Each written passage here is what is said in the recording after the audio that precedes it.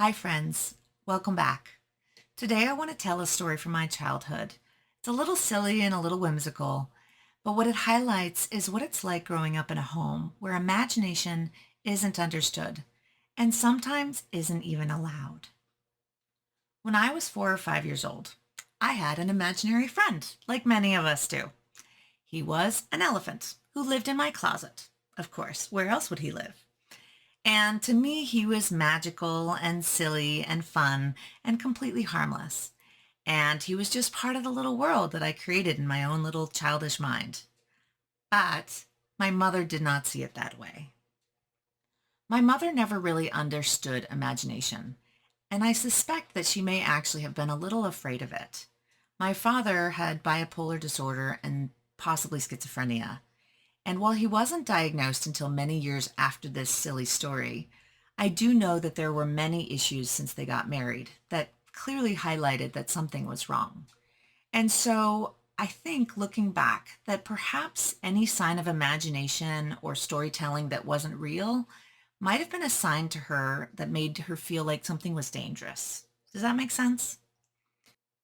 So instead of playing along with my little silly elephant story, she questioned me a lot. Do I really think the elephant's real? Do I see him? Do I talk to him? Do I really believe he exists? And so here I am. I remember sitting there being questioned, confused, overwhelmed, and eventually in tears until I finally said the words she wanted to hear. I know he isn't real. I made him up. And I think it was at that moment that I learned that imagination was not seen in our house as play. It was seen as a threat, and I learned to keep my imagination to myself. Later on, when I was older, I used to tell my baby sisters stories. I used to tell them about Peter Pan coming to visit me in my room at night and whisking me off to magical adventures. And they loved it. It was fun, it was silly, and imaginative. And of course, right in the middle of it, my mother interrupted me and the girls right in front of them to say, "You know that's not real, right?" And again, just like that, that window of imagination was closed again. And I remember being so frustrated that she derailed my story and wouldn't even let us have a little bit of magic that I was trying to share. Similarly, we were never encouraged to believe in Santa or the Easter Bunny or any of the fun characters that makes childhood so magical for many.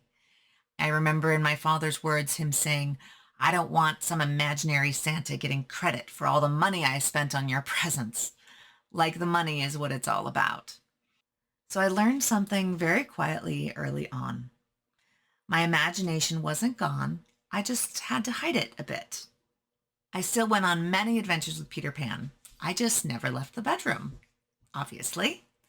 And I certainly didn't tell my sisters about it. At night, when everything felt scary or tense, I made up stories in my head so I could fall asleep. I went on many grand adventures. Peter Pan would whisk me away, and off we'd fly to Never Never Land and somewhere safe. My imagination became my safe place, the one world no one could interfere with, the place I could be safe from the chaos of everything that went on that day. And that didn't stop when I grew up. When I was an adult going through my first marriage, things were really rough, and admittedly, I needed someone to talk to. So I created my own imaginary friend kind of person, not in a childlike way, but a compassionate voice that I could talk to. Some people journal, some people pray. I created a person who is calm and kind and honest, someone who I could bounce my ideas and thoughts off of when I was struggling to be calm and kind and honest to myself. And honestly, it helped me survive that period in my life. I've always had vivid and detailed dreams too. Some so intense and detailed that I've turned them into short stories, or I plan to add them into future novels. Other times on long drives, I'll just create a story in my head to pass the time. My own little lands, my own characters, my own environments that I want to see. Different planets, different places. Just like its own quiet movie playing just for me. My imagination has helped carry me through every dark tunnel in my life. It's helped me to cope when I was young and oppressed and didn't feel free or didn't feel safe. Imagination helped me see the possibilities when the present felt small or painful. Imagination wasn't escapism, it was hope, it was resilience. It was that whisper that said, "This chapter isn't forever. There is something different at the end of this tunnel." And I truly still believe that. We may start by imagining what life could be like just inside our own heads, and it may feel like it's optimistic or impossible. But eventually, courage shows up and healing happens. And our small choices that we stack together time after time, eventually that imagined life can become your real one. Today, I don't hide my imagination anymore. It's part of who I am. I'm a storyteller, I'm a writer, I'm a survivor.